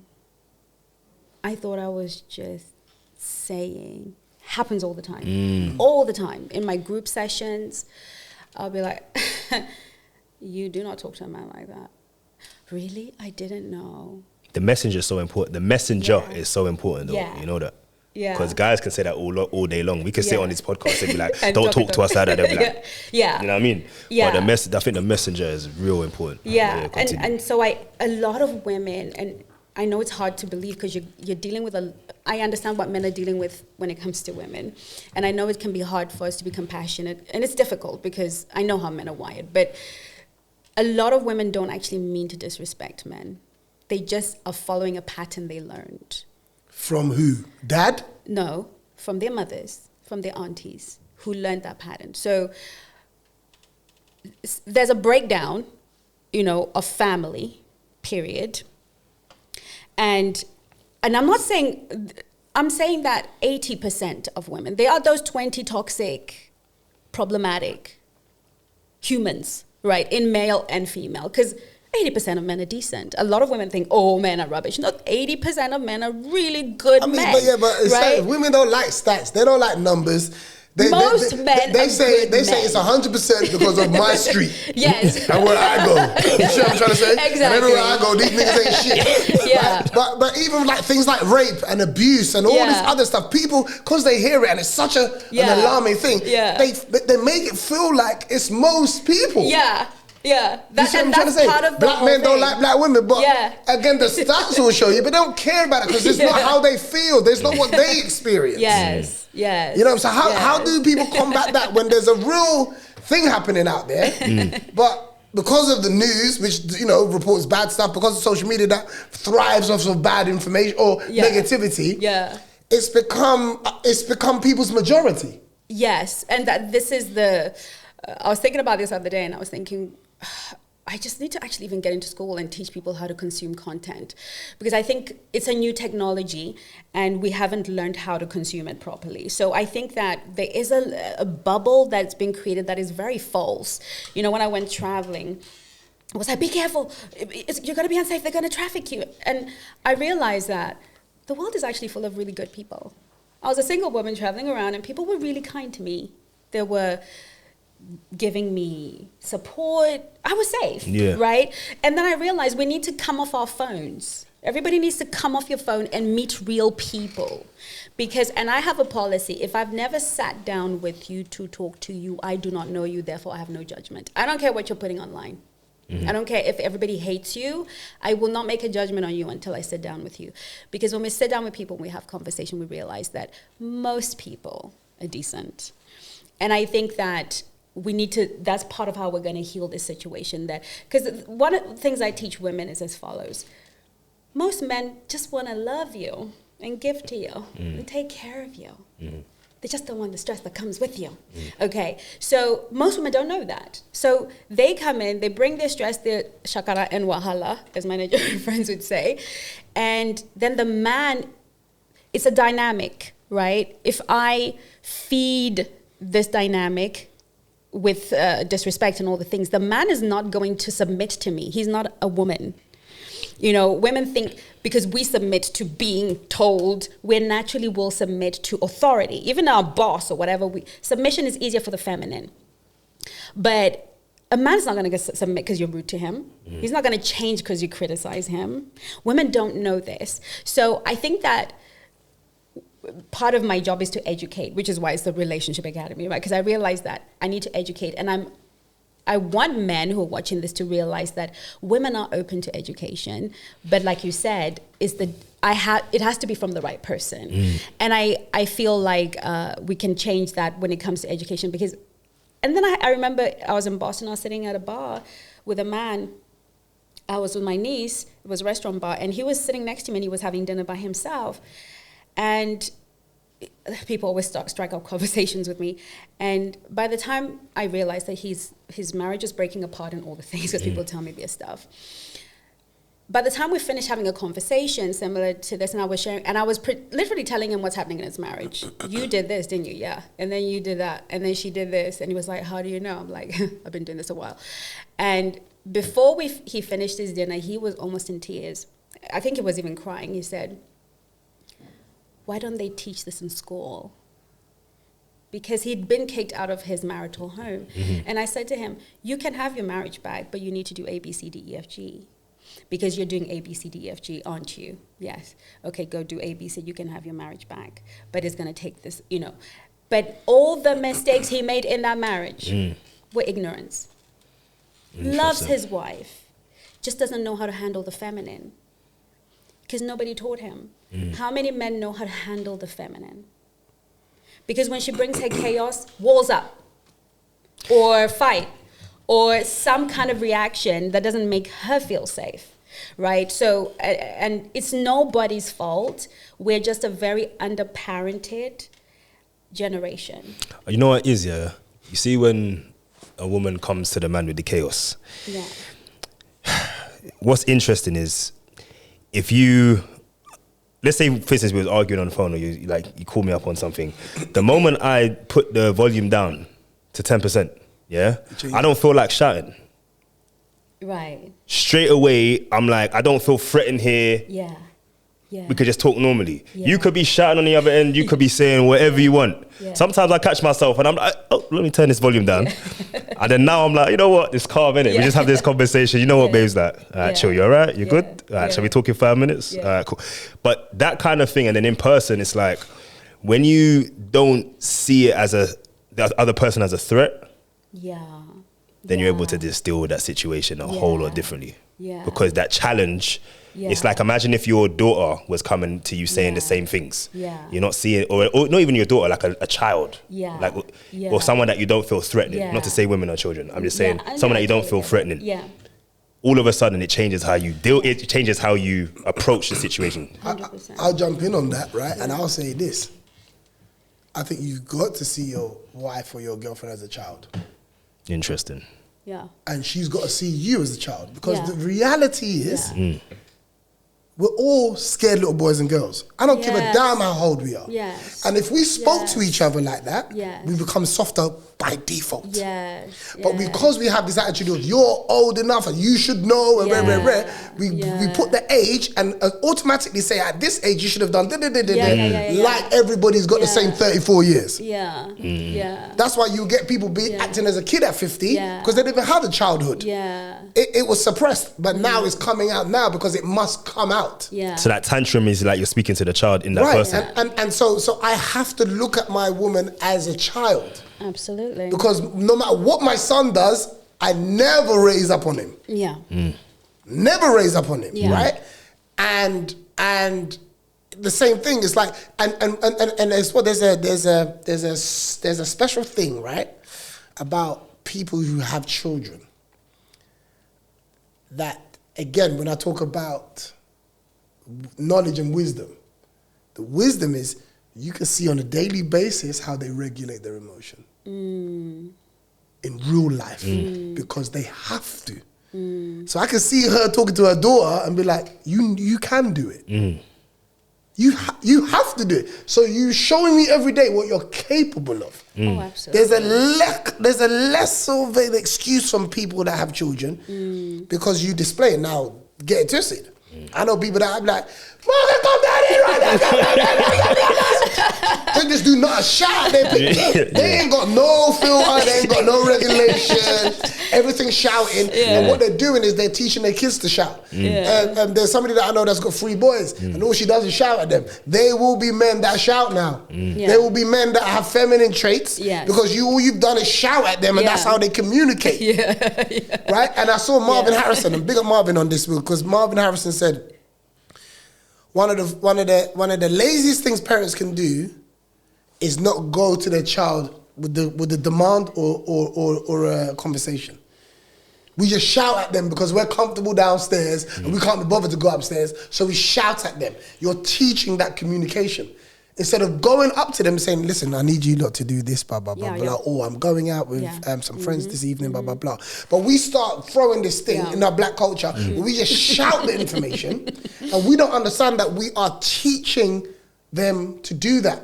Because soon they're going to be shouting about, okay, Mom, I'm coming downstairs. And now you've got people shouting at each other and that becomes normalized. When it's laziness actually to go up there and pass on information. I wouldn't even give a damn in 2026 if you're calling them in the bedroom and say, listen, boom, boom, boom, boom, boom, boom. But we've got to get the shouting thing out of our system. Because it doesn't serve anybody in the long run. No, facts. 100%.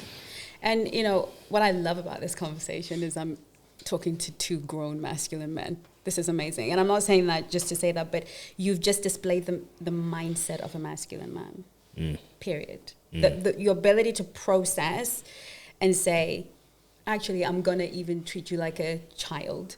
Not in the way of, in the sense that might offend people, because everybody gets offended these days over everything. But in the sense that I am going to control myself. This is masculine energy. I'm going to be in control, because masculine energy is controlling, competitive, and conquering. Right? So those are the 3 elements of masculine energy. So I am going to control myself so I can conquer the situation and lead it. And this is what women need. But, I know that when Adam sinned in the garden, it took another Adam to come and fix it. What is going to fix dating and relationships is men taking leadership again, okay? And it's going to be hard because leading this type of woman that we have is even hard for me, right? There have been times I've tried to quit. Okay, and I'm a woman. Okay, so it's gonna take an Adam, a breed of men like yourselves who are very clear and will again pave a way for men. But men are gonna have to lead women out of this, and I know it's hard. And women like me are gonna help out with the girls. Okay, we're gonna teach the girls to be grounded in their femininity because. Everything you guys have said, I'm saying this for the people watching. If a woman doesn't yield at some point, she will break your spirit. So this is fine for early stages of dating, but do not marry a woman who raises her voice to you, okay? do not entertain a woman who disrespects you without thinking about it, because that will break your spirit if you marry her. And then when you marry her, you are going to be in that marriage with a broken spirit. And a man with a broken spirit cannot cherish the woman he's with. And a woman who is not cherished will leave. So it's this horrible dynamic. So I always say, I've got a son, he's 20, and I mentor men. And yeah, I help men. And I will always say to them, if she does not master her ability to respect you as a man, do not marry her. Mm-hmm. And I would like men to have that mindset, period. I will not commit to you and I will not marry you if disrespect to me is something that comes naturally to you. Now, obviously, if I'm a useless man, then, well, it's going to happen. But in terms of men who work hard, who have vision, who have leadership, who know who they are, and I think too many men have opted for sex above respect. And the problem with the mind is if you teach the mind, because a lot of young boys, right, will date and say, you know what, she's being rude and disrespectful, but I still want to get into her knickers, and that's my only goal, right? But what we don't realize that the mind, the brain changes itself. Oh, I know. Quick one there. Is it common that people can lose respect during their during like what they do intimacy in their intimacy realm, like how they have sex, what certain things that they do? Does that drip into? What do you mean? Like you know, some people are into like some BDSM or some where like they want the woman to like dominate them or something like that. Does that drip into actual relationships in terms of like the psychology side of it? Not like, really. oh yeah, I can put my elbow in his mouth and he will take that. Do you get what I mean? I think when it comes to sex, sex is a woman's perspective. Yeah, from a woman, she looking at the man like I could just. Do you know what I mean? I think sex is a whole thing. It's a whole thing. Like I talk about sex a lot because it's a whole thing, and we confuse it with relationships. Like I said, they're not the same thing. They're connected, but they're not the same thing. So when it comes to sex and sexuality, nothing is off limits as long as there is consent and understanding and agreement. Interesting. Right. So, and another thing we do really badly when it comes to sex is we don't talk about it. Sex has to happen verbally before it happens physically. If we're going to be respecting each other, and these questions don't come up, because if I'm in the bed with you and you start doing some funny business, okay, that I don't approve of or judge people for doing, I am going to judge you. But most importantly, as a woman, I'm going to lose safety. Wait, when you say that again, you're going to judge somebody if they do something that you don't, what? So with sex, they're kind of like parameters. Then there's kind of fetish, right? BDSM, and then there's kind of, stuff that's a little bit off center, right? If I'm going to do something off center with you without consent, if I'm going to start tying you up, for instance, or beating you or peeing in your face because it turns me on or whatever. He got hard. I'm getting paper cuts. And I was like, okay. I'm getting paper cuts. What? Pee what? Right, because it's what I do and it's what I enjoy, right? If we're going to do that, we need to discuss it first. Yeah. So if you do it without letting me know that's what you do, then I am going to lose respect. Then I'm going to feel unsafe. Then you're opening up a lot of things. So if we're going to, it's really important. I think. Do you know the problem with that, right? And again, it's based on who you speak to, right? People like spontaneity too much, but they don't understand that the spontaneity even needs control. I'll give you an example. Wild and Out. I did Wild and Out with Nick Cannon, yeah? And it's an improv show, right? Which means improvise, yeah? But the reality is, even though it's an improv show, you still have to have something that the cameras are going to be ready for. You can't just jump out and camera 4 don't know where to be. So that leads into this of, you can be spontaneous, but you can still do it with care. You can still do it. The spontaneity could be randomly asking a question.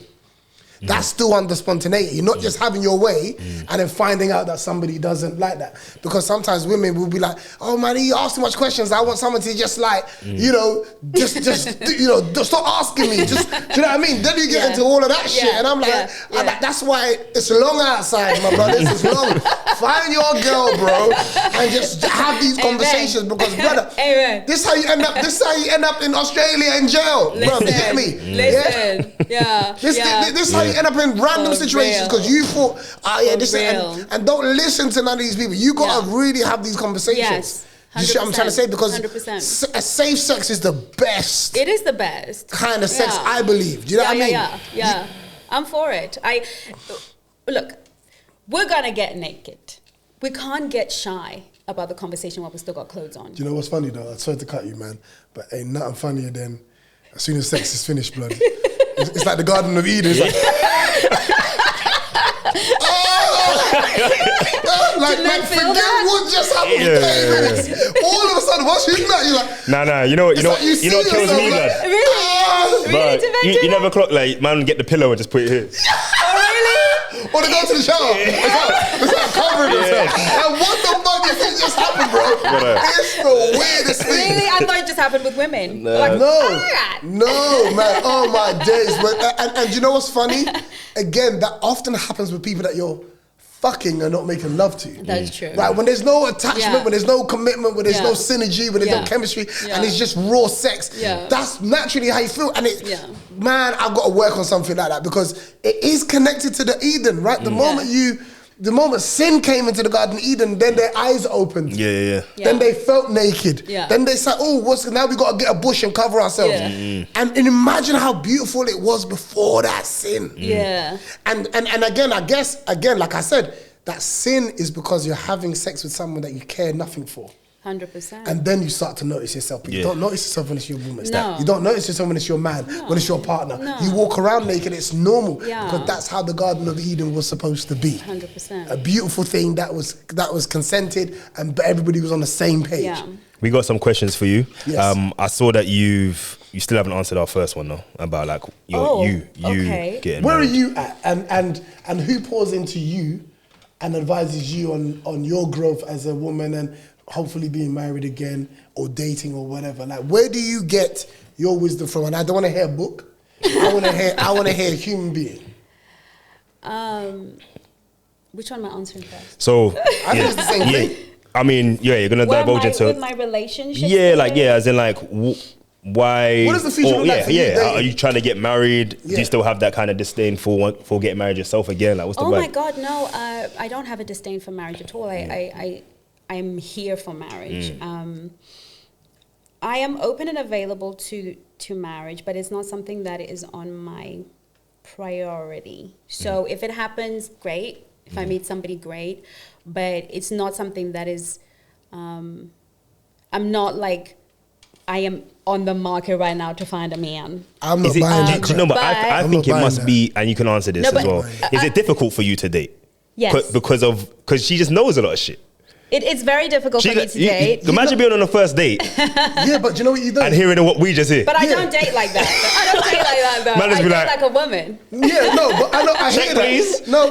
But again, all that does is sieve out the bullshit early. You know what I mean? Like most people won't approach her because they're not coming with good intention. Of course. Right? Now, she might want attention at the time. Who the fuck knows? But I'm saying to you, the reason why I'm not buying what you just sold me is because nobody has this energy of if it happens, it happens when it comes to money.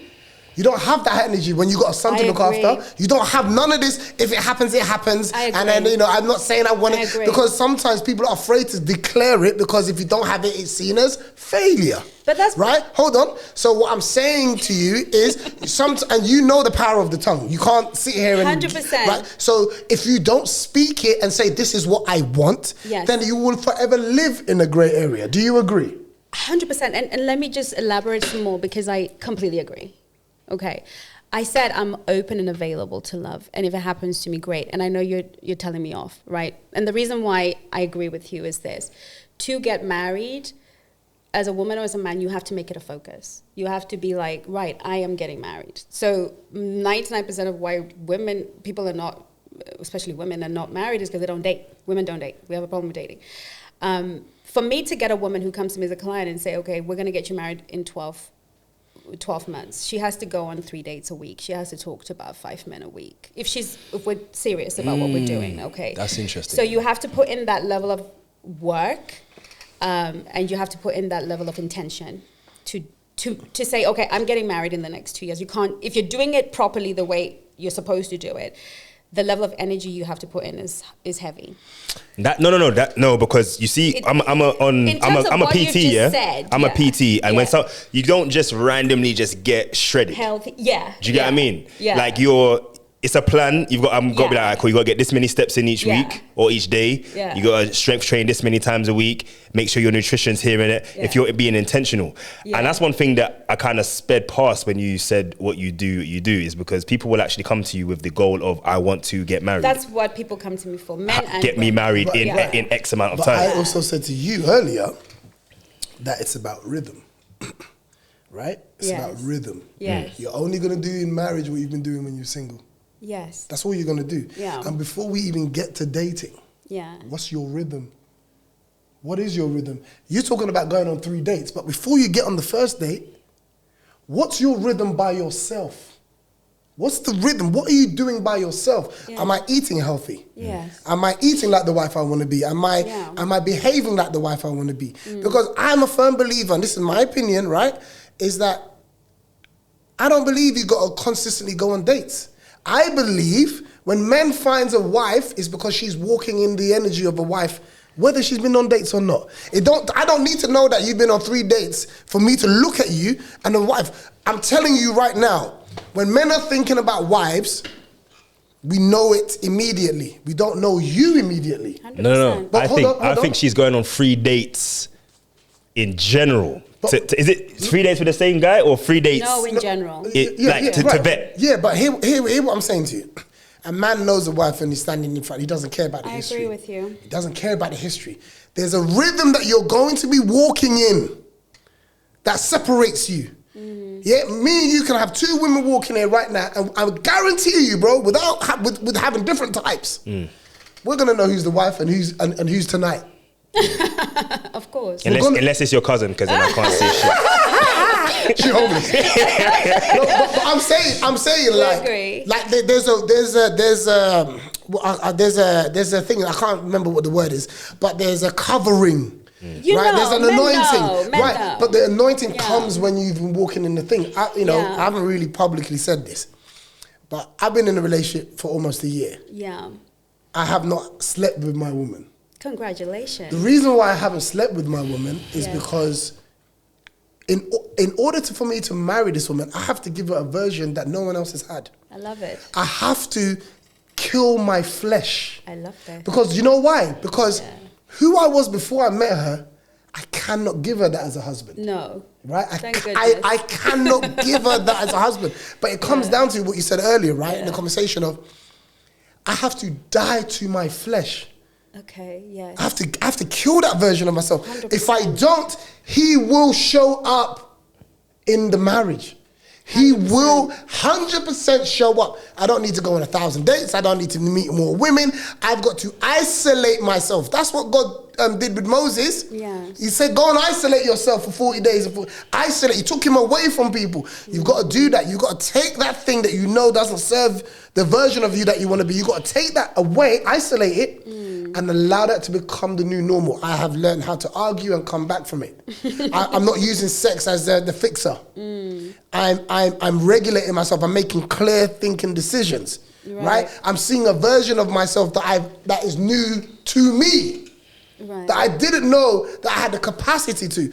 But when you meet the anointed person, you want to do that for them. But ultimately, you want to do it for yourself first. And again, it's like, guys will tell you there's 2 girls. There's only ever 2 girls. There's the girl who made you clean your room and the girl that you didn't give a shit what your room looked like. Am I lying?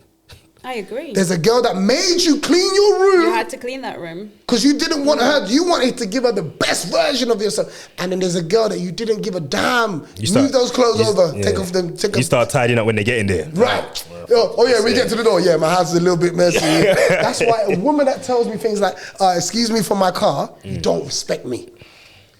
I'm telling myself you don't respect me, because if you did that, I would never have seen that. If I get to your front door and you start giving me, well, yeah, my house is a little bit messy, and you don't rate me. Even enough to say, you know what, you can't come to my house today because my house is a bit messy. I respect that, but don't let me get to the door and then I'm finding out at the door and you telling me like you just found out that you're a messy motherfucker. And I'm saying these little seeds of when I know if someone really respects me or they don't, because no one wants to see somebody that they respect see the bad version of themselves. We don't go into work with how we feel, right?